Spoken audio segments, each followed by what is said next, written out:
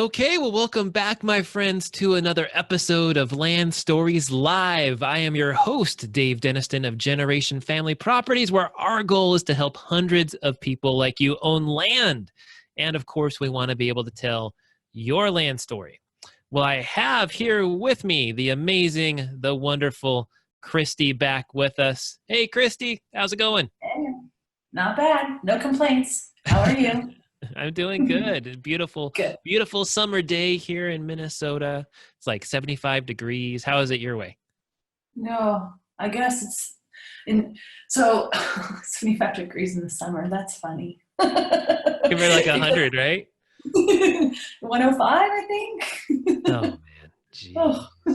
gee, 75. Texas won't hit 75 until end of October, maybe probably. November. It's gonna be a while. I'm really jealous. I went bike riding this morning. It was probably 55, 60. I was like, man, the fall is coming here shortly. Like, Okay, so now you're just bragging. hey, we pay for it with negative like 20 degrees in January. So That's true. I'll take I, hot any day over cold. So, Christy, I wanted to talk a little bit today about your experience on your folks' farm. So, you're telling me before we got started today that you didn't grow up on a farm, but your parents bought one Yes. after you were in college. So, tell us about that. So my mom always had a dream to have a farm. Yeah. She loves horses. I've ridden horses. We've been on farms a lot, but I grew up in just a normal neighborhood house. And my mom just always had a dream about having property. And she always, even when I was a kid, used to say, like, we're going to have a farm one day, or we're going to have property. It's such a good investment. So they found this property in Magnolia, Texas, which is north of Houston. We lived in the woodlands, but it was about 20 minutes away, not far, maybe 30. Um, we would have said it was out in the boonies when they bought it, like nothing around, literally nothing around. And they Wow. bought it, a Wow. nice wooded property, 10 acres. And then we just would go there and camp and kind of hang out on the weekends sometimes and play around, bring friends out, ride bikes, stuff like that. They always had the intention of building. So when I got out of high school and went to college, that's when they decided to build, because it was a different school district and they didn't want to go through the whole hassle of me and my brother having to change schools. So then they built their house and the farm and everything. And it's so funny because 20 years later now, it's not the boonies anymore. Yeah. Everything came out that way, and it's actually such an awesome place because they have 10 acres, but it's 5 minutes to a Walmart and it's 2 minutes to an HEB, which you don't have HEB, but it's this really awesome grocery store in Texas. And there's restaurants everywhere, and it's really cool. So they did very well. Made a good investment. So when you say like the farm, like are they like growing crops on it? Do they have cows or chickens or like what? Or you just call it the farm just because it's a big, big acreage? Yeah, and because of the horses, so it's like a horse farm. It's strictly a horse farm. Um, we have right now we just have 4 horses on it. It's 10 acres. They had a bigger property, and that was a hay farm. So Mm. nobody lived on that farm, so we never had. I always wanted to have cattle and chickens and goat and sheep, and my parents were like, "Calm down, no, you can't have everything." Um, so yeah, I do call it a farm, but the one is a horse farm and the one is a hay farm. No actual cattle or hay's a crop, so I guess it's still a crop farm. Hmm. Um, So what yeah. kind of stuff, like I know you didn't like live on it, right? But like what kind of stuff did you do once they operated it? Because I know you love horses. So like did they put you to So work or what? yeah, yeah. Lots of work. So I took care of the horses myself, and I would take care of their field. I was pretty particular about how it was. So I did all the planting and I did all the harrowing and the making sure there was no poop and this and that. But also I taught and trained horses. I taught riding lessons and trained horses. So people would trailer into the property. We didn't board other people's horses, but I had all my clients would come, and I did have one school horse of my 4. He was a school horse. And then people would trailer their own horses in, and I had a whole jump field set up and a cross country field, so I would teach lessons out there. So I'd spend about an hour every morning taking care of the horses and mucking stalls and cleaning up and getting spider webs down and all of that fun stuff. And then I'd spend the next several hours in the morning teaching and training and running other people's horses. And was this like just during the summer, or like Yeah. when did this happen? That was my full-time job. Your Yeah, full-time job. full-time. Wow. Yeah, I was quite busy because I also competed all over the country. Hmm. So on the weekends, not every weekend, but probably 2 weekends out of the month, I was off horse showing. And then during the week, we trained the horses, and Mondays was the day off. So although they still had to eat and they still pooped, so it wasn't really a day off, but they didn't have to work. I did. That's kind of how that went. Yeah. So what do you So think, like thinking on your parents doing that, do you think there was like lessons for that in you, that you picked up because they bought land? I don't know.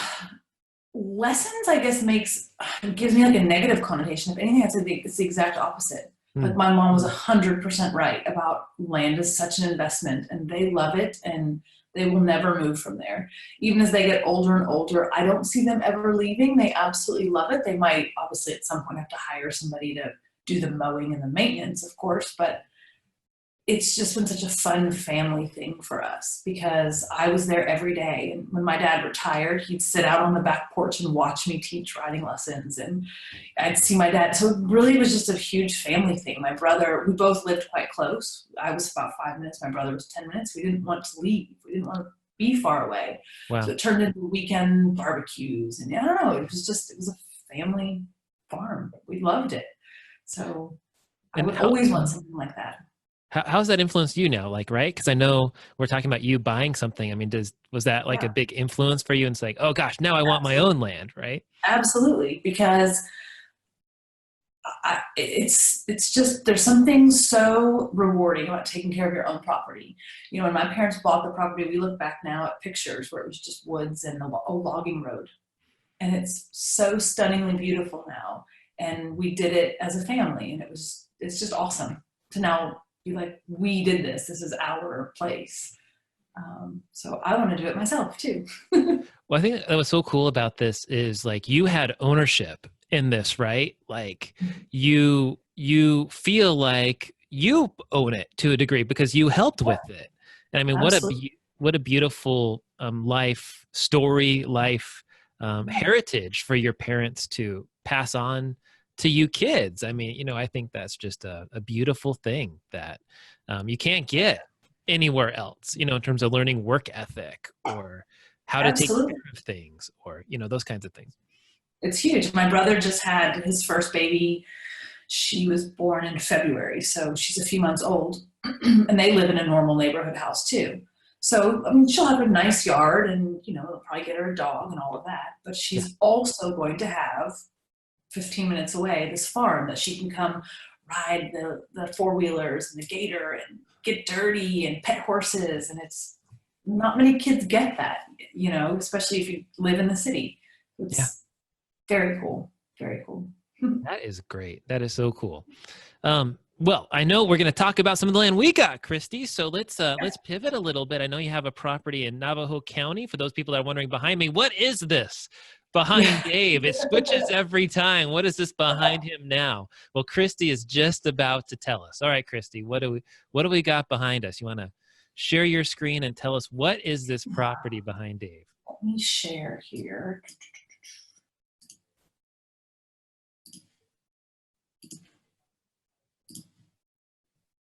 Okay, so you should be seeing the map. Do you see it? Yep. Yes. Okay, cool. I always want to check because I never just ramble on and it's not right. So it's 2.5 acres. You can see, I'll show you pictures later, but you can see the general picture there behind Dave. 2.5 acres, just north of Holbrook. Let me scroll up just a little. There we go. There's Holbrook. Yeah, it's kind of like Decent sized town. Mm-hmm. So a little bit like what I was talking about. You can be out, but you can drive very easily and get to really cool stuff. So it's only about 20 minutes to Holbrook, so not bad at all. And as people do, they tend to move out. So it could be another story like mine where in another 20 years it's to here, and then it's more and more convenient. But you'll always have your little neck of the woods out there that nobody can touch. I'm going to scroll a little more because then it's my very favorite thing that I didn't even know existed. Petrified Forest National Park, which I'll go over to the pictures in a second. They have a 200 million year old petrified wood forest in there. It's absolutely beautiful. 200 million. Wow. 200 million. Yeah. Crazy. So it's the Petrified Forest National Park and the Painted Desert, which is also beautiful. That's a little bit less than 30 minutes away. So that's a really cool heritage site that you can go see. And there's all kinds of livestock. I'm not livestock. I got my brain on livestock now. Wildlife in the area.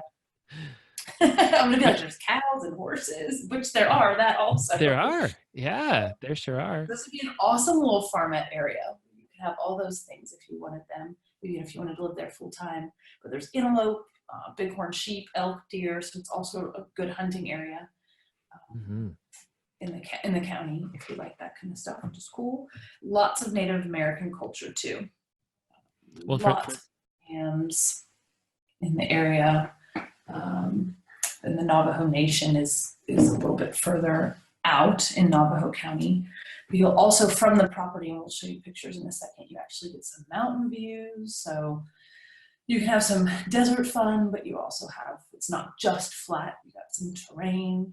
You can go hiking, bring your 4x4s. So I don't know, I just envision this as a really cool weekend place, like a good family place. Bring the kids, get super dirty. And have some fun. Exactly. And for anyone who's maybe listening to this on the audio version of the podcast later on, what we're talking about is pretty close to Interstate 40. So I think, how far are we from Phoenix? Or what, 3.5, 4 hours? Something like that? It's about 3.5, and it's 2 hours from Flagstaff. So that's not bad at all. So Flagstaff is to the west by a couple hours. You keep on following I-40 to the east. That takes you into New Mexico, I think. So you're not too far from Four Corners and stuff like that. So you have all of those different things. Grand Canyon's not too far away.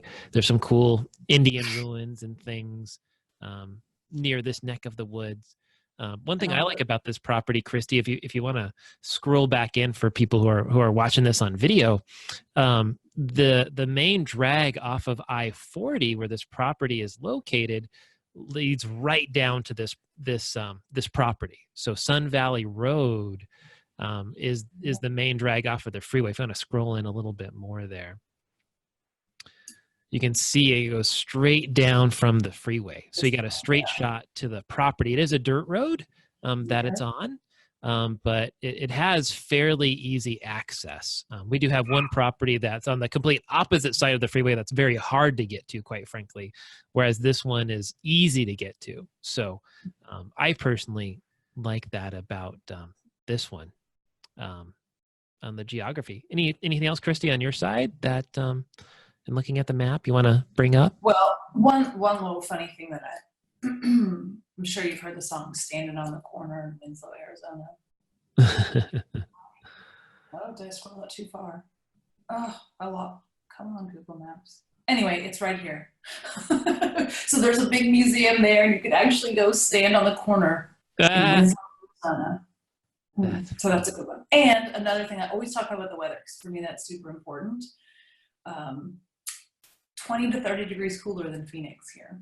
So it's actually a really good escape even for Phoenix folk in the summer. They want to come up here, and it's actually a lot nicer for them. And then of course all the snowbirds can come down and not have to deal with snow. Yes, no, I think that's a great point. You know, it is cooler. Yeah. It is deserty. We have some other properties that are more kind of with juniper trees and stuff like that are a little further southeast in Snowflake, but this one is great bang for your buck. 2.5 acres. Maybe you want to share some of the pictures of the property, Christy. Yes.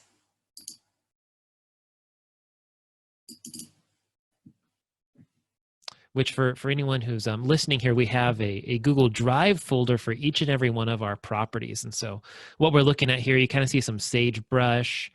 We had our photographers actually plant in little tiny stakes that had the property marked out from when we bought this. I'm not sure if they're still there now, to be honest, but they were there at one time.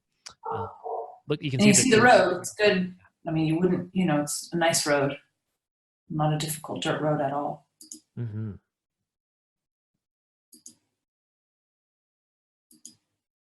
You can see very flat, easy to build on. There's no utilities nearby. There's no power, no water, but definitely, like we mentioned, you have the easy road access. You get 2.5 acres for this property. I can just see this being used for like people that like to either dirt bike or 4x4, or bring your horses, and you can just go and go and go and go. Yeah.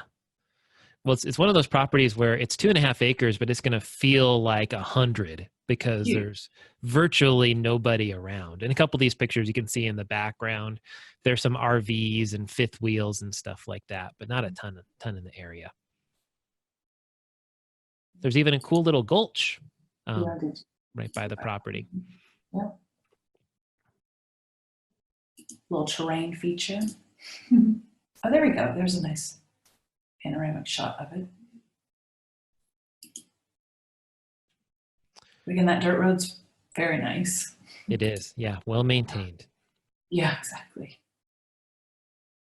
And Christy, how much is this property going for? So it's $3,600 if you pay cash. And it's only $85 a month financed. That's so it. $85 a month. $85, and you can have all your weekends out here.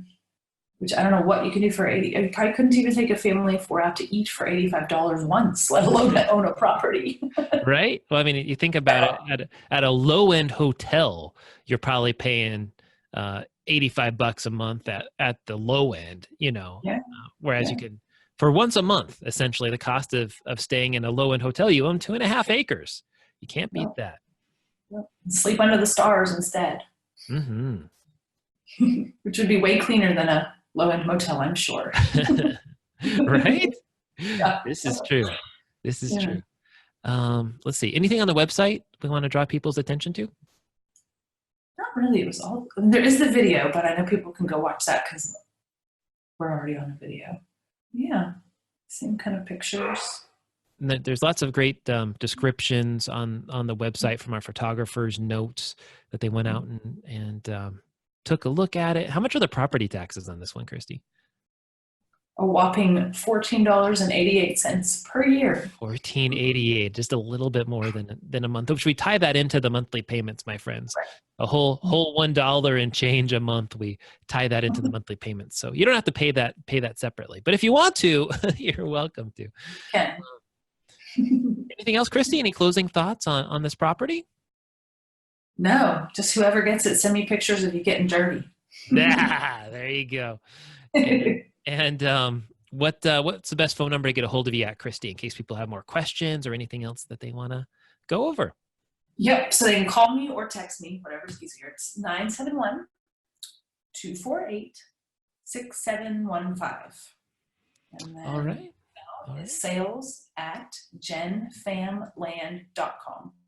Perfect. So either way. Perfect. Okay. Well, friends, I would like to thank you so much for being with us. We're all wrapped up for today. We would love to hear from you. If you have a question about land, please send them to us, contact@genfamproperties.com, or submit them right through our Facebook page. Thank you again so much for tuning into Land Stories with me, Dave Deniston, and Christy. Make sure to check out all of our properties at www.genfamproperties.com. That's GENFAM properties.com. And if you have questions about this particular property, call Christy. Christy, what's that phone number one more time? 971-248-6715. All right, there you go, guys. Have any questions, give us a call. Talk to you later. Bye-bye. Bye, guys.